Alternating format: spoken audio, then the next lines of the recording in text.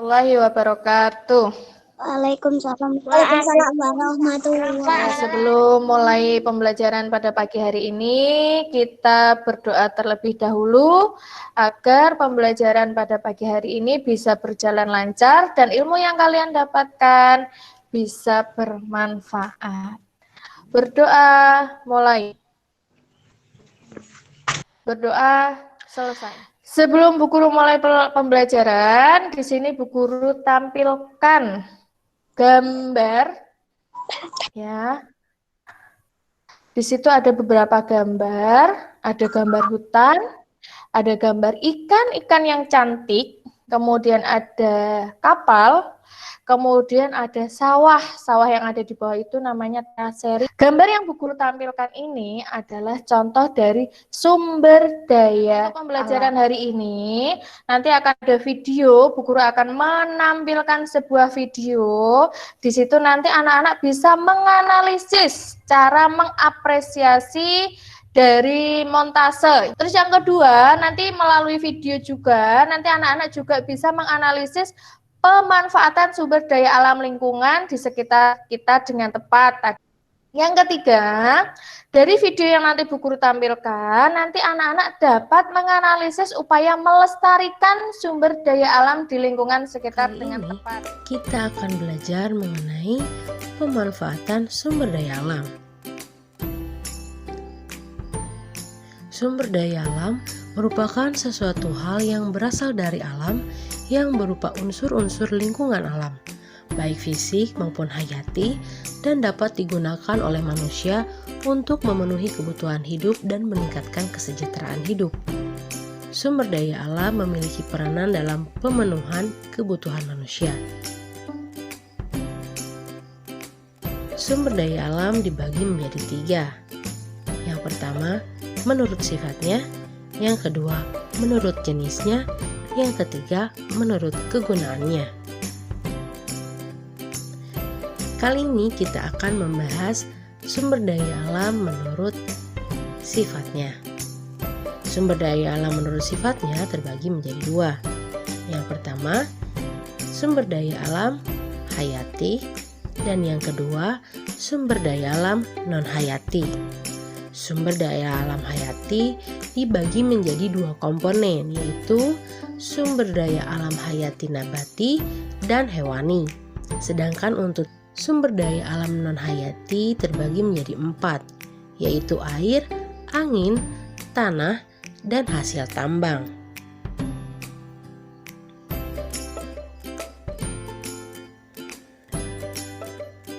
Mari kita bahas mengenai sumber daya alam hayati terlebih dahulu. Yang pertama, nabati. 1. Tumbuhan.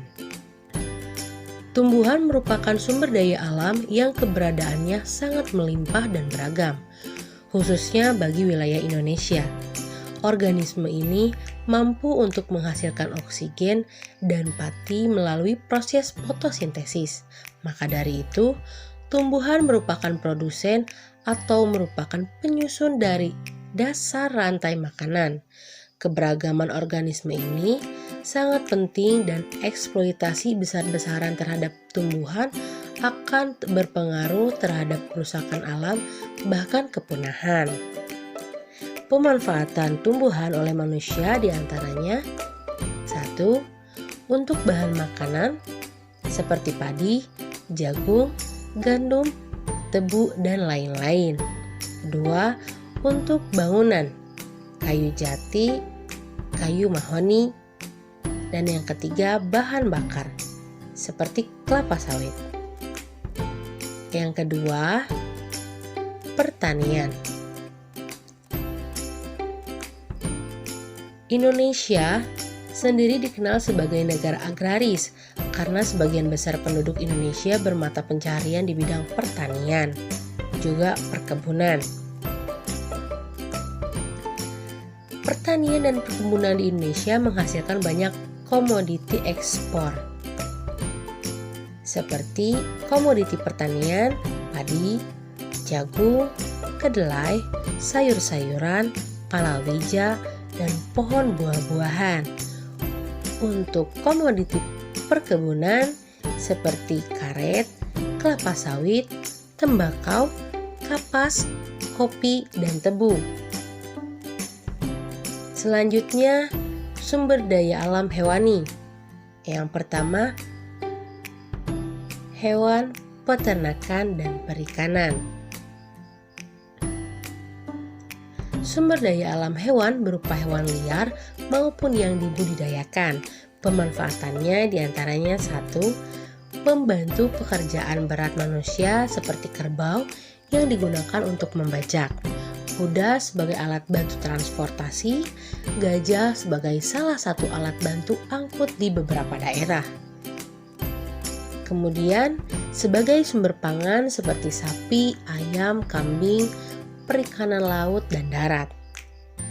Dan selain itu, diberlakukan pelestarian hewan untuk menjaga ekosistem darat dan ekosistem air. Maka dibentuklah tempat-tempat yang bisa membantu melestarikan keberadaan hewan-hewan dan mencegah dari kepunahan. Selanjutnya kita akan bahas mengenai sumber daya alam non-hayati. Sumber daya alam non-hayati merupakan semua benda mati di permukaan kerak bumi yang bermanfaat dan berpengaruh bagi kelangsungan hidup manusia dan juga makhluk hidup lainnya. Yang pertama, air. Air merupakan salah satu kebutuhan utama makhluk hidup dan bumi. Didominasi wilayah perairan. Dari total wilayah perairan yang ada, 97% merupakan air asin atau wilayah laut dan samudra, dan hanya 3% yang merupakan wilayah air tanah.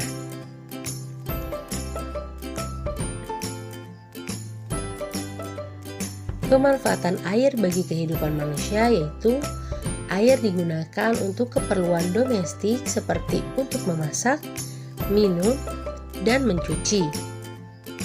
Kemudian untuk bahan dasar industri, makanan, dan minuman.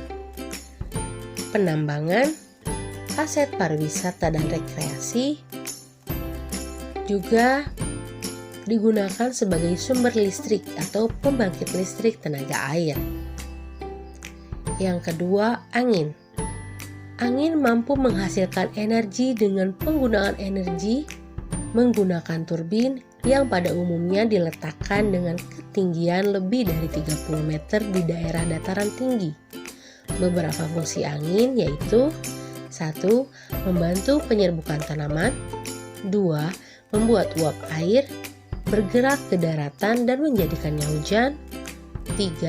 Sumber energi listrik. Energi yang dihasilkan oleh angin jauh lebih besar dari residu yang dihasilkan oleh bahan bakar fosil pada umumnya. Negara yang sudah memanfaatkan angin sebagai sumber utama energi listrik adalah Belanda. Selanjutnya, tanah. Tanah merupakan sumber daya non-hayati yang penting untuk menunjang pertumbuhan penduduk, juga sebagai sumber makanan bagi berbagai jenis makhluk hidup. Tanah sangat diperlukan diantaranya untuk pembangunan rumah tinggal dan bangunan lainnya, tempat menyerap dan menyimpan air hujan, tempat tumbuhnya segala jenis tanaman. Selanjutnya mengenai hasil tambang. Sumber daya alam hasil tambang memiliki beragam fungsi bagi kehidupan manusia. Di antaranya 1. Bahan dasar infrastruktur atau aspal. 2. Bahan bakar kendaraan bermotor, aftur atau solar. 3. Sumber energi, batu bara, gas cair, minyak bumi. Kemudian sebagai perhiasan, emas, perak, berlian, dan logam lainnya seperti biji besi, bauksit, yodium, nikel, dan marmer, dan lain-lain. Nah, ini nanti tugas kalian pada lembar kerja 1 ini. Sekarang Bu Guru minta nanti yang tak panggil namanya menjawab pertanyaan yang sudah tadi kalian jawab bersama-sama. Bu Guru minta Jawab pertanyaan nomor 1, Rizky. Pertanyaannya, apa saja yang dapat Rizky lakukan untuk menjaga keseimbangan kelestarian lingkungan? Apa saja yang dilakukan Rizky untuk menjaga keseimbangan dan kelestarian lingkungan? Yang pertama, Memilah sampah. ya, memilah sampah. Yang kedua, Menghemat listrik. menghemat listrik. Yang ketiga, Melakukan penghijauan. melakukan apresiasi terhadap hasil karya seni montase. Montase adalah karya seni yang dibuat dengan cara menggabungkan potongan gambar ke dalam suatu tema montase. Apresiasi seni merupakan penilaian terhadap suatu karya seni. Penilaian yang dilakukan dapat berupa penghargaan atau pameran seni. Montase adalah karya seni yang dibuat dengan cara menggabungkan potongan-potongan gambar ke dalam satu tema. Apresiasi terhadap hasil karya montase harus dilakukan dengan jujur dan terbuka agar nantinya montase yang dibuat akan jauh lebih. Bisa dilihat di situ ada karya montase dengan tema itu ya, rumah ya. Ya, Bu. Rafef lihat gambarnya. Lihat. Lihat. Ada nggak gambar yang kurang sesuai atau gambar yang tidak pas pada karya montase yang ada di layar? Ada gambar apa itu? Sampah. Membak sampah. Ada lagi? Enggak, Bu. Tidak ada. Ya, makasih. Sebelum Bu Guru tutup pelajaran hari ini, Bu Guru ingin merefleksi apa saja yang kita pelajari pada hari ini. Yang pertama, kita tadi sudah memahami sumber daya alam, contoh-contohnya apa saja, manfaatnya apa saja. Terus kalian juga sudah mempelajari tentang bagaimana cara melestarikan sumber daya alam, tadi sudah bagus, sudah bisa menyebutkan. Terus kemudian sudah bisa menjawab pertanyaan yang tadi sudah Bu Guru berikan. Yang terakhir tadi Bu Guru sudah meminta beberapa anak untuk mengapresiasi karya seni montase, tadi juga sudah bisa.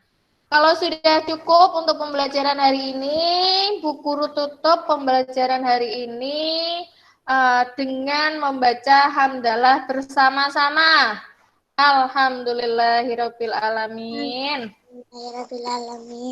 Terima kasih untuk yang sudah bergabung pada pagi hari ini. Semoga ilmu yang kalian dapatkan bisa bermanfaat. Bu Guru akhiri dengan kata wassalamualaikum warahmatullahi wabarakatuh. Waalaikumsalam warahmatullahi wabarakatuh.